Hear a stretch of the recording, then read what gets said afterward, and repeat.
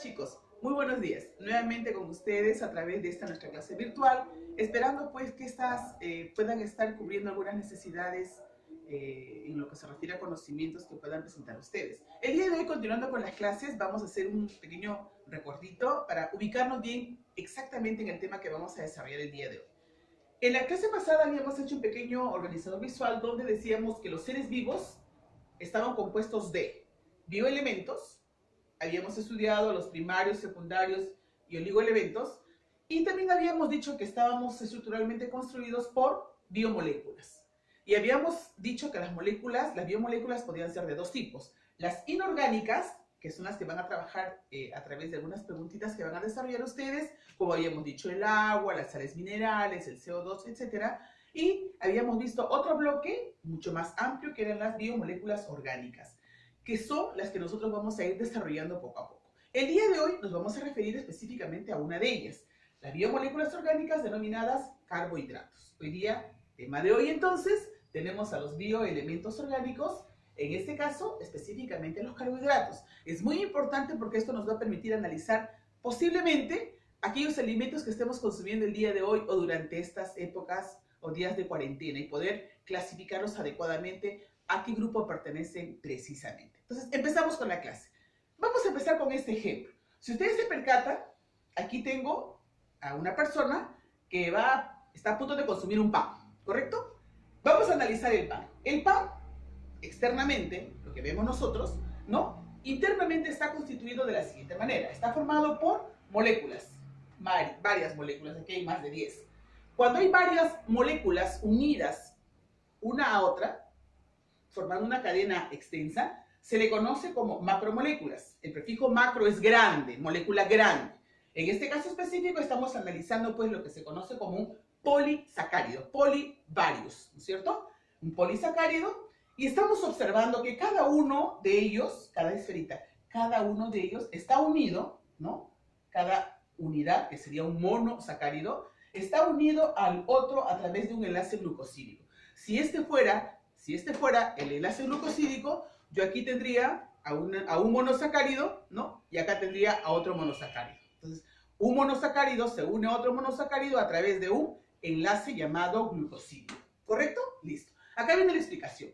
Cuando nosotros empezamos a masticar un pan, y entramos al proceso de digestión, en este caso, va a haber una acción mecánica por parte de los dientes, pero a la vez va a haber una acción química, ¿no? Una reacción bioquímica.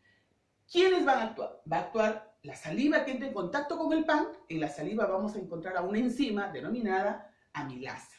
La amilasa tiene una propiedad fundamental. ¿Qué cosa va a provocar? Va a provocar la hidrólisis, la destrucción. ¿De quién? De este enlace glucosídico. Entonces vemos aquí el actuar de la amilasa rompiendo los enlaces. Al romper los enlaces de esta macromolécula, lo que va a hacer, ¿qué cosa es? Lo va a transformar, esta macromolécula la va a transformar en una micromoléculas, ¿correcto? Cada micromolécula, si es que esta solamente tiene uno, será pues un monosacárido, porque estamos hablando de los azúcares, de los glúcidos. Monosacárido, si tiene dos, será disacárido. Generalmente son monosacáridos, ¿no? Entonces, vamos a transformar la macromolécula en micromolécula como acción de la amilasa telina, la amilasa, rompiendo enlaces, o sea, hidrolizando los enlaces. Transformamos la macromolécula en micromolécula y obtenemos como resultado a los monosacáridos. Dentro de los monosacáridos, uno de los más conocidos es pues la glucosa, ¿no es cierto? Y es justamente como monosacárido, como micromolécula monosacárido, es que ésta logra atravesar las paredes de los vasos sanguíneos. En este caso, cuando se produce el proceso de la absorción, pasan al torrente sanguíneo. Por la sangre no va a viajar como macromolécula ni como pan. Por la sangre va a viajar como micromolécula, como un monosacárido, específicamente como glucosa, ¿correcto? Una vez que nosotros hemos conocido cuál es este recorrido que hace una macromolécula hasta convertirse en micromolécula, vamos a analizar un poquito más sobre los carbohidratos. Ahora pues vamos a continuar y vamos a ver cómo organizamos a estos carbohidratos, porque son muchísimos. Los carbohidratos son muchos. Son muy interesantes, son muy cotidianos, y es muy importante que nosotros conozcamos sobre ellos justamente para poder obtener información y tener una salud adecuada, ¿no? Obviamente, si se habla de salud, tiene que ser esta adecuada, sino para tener un conocimiento y poder conservar una salud. Los carbohidratos los vamos a agrupar en 3 grandes grupos. A los monosacáridos, mono 1, un azúcar. A los oligosacáridos, oligo es pequeña cantidad, pocos. Y a los polisacáridos, o sea, el prefijo poli es varios, muchos, ¿no? Polisacáridos, listo. Entonces, vamos al primer grupo. ¿Quiénes son los monosacáridos? Mono 1, dice. Los monosacáridos son los más simples, los más sencillos, ¿correcto? Tipo el que vimos por acá. Son los más simples que están formados por una unidad de azúcar y de 3 a 7 carbonos. En su cadena pueden haber 3 a 7 carbonos. Los más conocidos de repente por aquí tenemos a ¿quiénes? A la tetrosa, que forman parte de la eritrosa, la pentosa, que son los azúcares, la pentosa, que forma parte de la ribosa, y la hexosa, que forma parte de la glucosa. Entonces, vamos a ver qué monosacáridos comunes tenemos cotidianamente en los alimentos que consumimos. Tenemos a la glucosa, a la galactosa, a la glucosa, que ya sabemos nosotros que la glucosa no es más que una fuente de energía, ¿no? Es la fuente de energía más conocida que tenemos nosotros. La galactosa ¿dónde la tenemos? ¿Dónde? Por ahí nos va a traer a colación algunos temas adicionales que los vamos a analizar. La fructosa también, ¿no? Es un monosacárido que lo tenemos ¿de dónde? De las frutas, de la miel, dice, ¿no? Manosa, la desoxirribosa, la ribosa propiamente dicho, y la desoxirribosa. ¿Correcto? Estos son los más conocidos en lo que se refiere a monosacáridos, o sea, al equivalente a estos, ¿no? Monosacáridos. Pasamos al grupo de los oligosacáridos, oligo poco, menos. Aquí me dice que están formados por la unión de entre 2 a 10. O sea, contamos aquí y decimos 1, 2, 3, 4, contando estos, ¿ya? De 2 a 10. ¿Cuáles son los más importantes o los más conocidos? Generalmente son los disacáridos. Los más conocidos son la sacarosa, lactosa y maltosa, los más conocidos. Aquí vemos algunos más, ¿ya? Aquí quiero acotar algo importante, por favor, estén atentos. Dice, la sacarosa, ¿qué cosa es? Es un disacárido, formado por 2 monosacáridos. ¿Quiénes forman parte de la sacarosa? La glucosa, está aquí, una glucosa, ¿no es cierto?, con una fructosa. La glucosa más fructosa dan origen a la sacarosa, ¿correcto? Segundo caso, la lactosa. La lactosa es consecuencia de ¿quiénes? De la unión de 2 monosacáridos. ¿Quiénes son? La glucosa y la galactosa. Glucosa y galactosa dan origen a lactosa. Tenemos a la maltosa. La maltosa, en cambio, ¿proviene de quién? Dice que la maltosa proviene de una cadena larga, en este caso específico viene de un almidón. Dice, el almidón, por hidrólisis, cuando se rompen sus enlaces glucosídicos, dan origen, cuando hay dos glucosas que provienen del almidón, dan origen a la maltosa. Lo mismo pasa con la celuliosa. Cuando una celulosa, una macromolécula grande, no macro, grande, llamada celulosa, por hidrólisis rompe sus enlaces, dan origen, 2 glucosas dan origen a una celuliosa, que son disacáridos los más conocidos. Y por último vemos a los polisacáridos. Prefijo poli, varios. En este caso específico dice que son más de 10. ¿No? Dice, formado por más de 10 monosacáridos. Son insolubles en el agua y no tienen sabor dulce, a diferencia de los primeros, ¿no? Los más conocidos, el glucógeno, que se almacena ¿dónde? Se almacén en los organismos de un animal. El almidón, almacén en vegetales. Tenemos al dextrano, a la celulosa, que la podemos encontrar también en las paredes celulares, y a la quitina, que forma parte del caparazón de algunos artrópodos, ¿no? Estos son los polisacáridos más conocidos que en algún momento los vamos a identificar. Magia, chicos, continuamos. Solamente para explicarles aquí, complementar un poquito más la información que ustedes tengan y se alimenten de ella, pero para aplicarlos a la vida, ¿ya?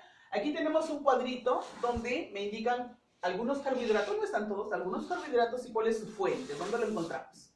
El de la glucosa, por ejemplo, por si acaso, jugos de fruta, miel, de abeja, ahí fundamentalmente encontramos. La fructosa ya sabemos, ¿no? La fructosa sabemos que la vamos a encontrar miel, frutas. La ribosa y la desoxirribosa, recuerden ustedes que va a estar, lo vamos a ver después en ácidos nucleicos, cuando vean que forman parte de los nucleótidos, ¿no? La sacarosa, ya lo hemos visto hace un momento, es un disacárido, que lo encontramos en la caña de azúcar, en la beterraga, en la piña. La maltosa, también lo hemos visto hace un momento, disacárido, semilla de cebada. La lactosa, ¿no? Leche de los mamíferos. El almidón, que es muy comúnmente utilizado y en estos días estamos consumiendo demasiado, hay que tener cuidado. trigo, arroz, legumbres, papa, yuca, maíz, avena, el glucógeno. Glucógeno en hígado y músculos de los mamíferos. La celulosa, lo consideramos bastante cuando vamos a ver célula, la encontramos pues en las paredes celulares, ¿no? Porque en la práctica diaria, como fuente en el trigo, avena, manzana, frutas cítricas y verduras verdes.